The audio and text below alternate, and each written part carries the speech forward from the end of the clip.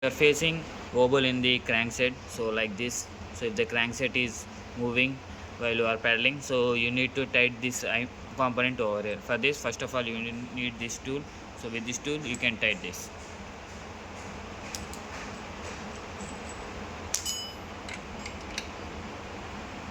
So you need to fit it over there, and you have to tight it with the tools. So this tool should be needed for fitting this one. So you need the 16.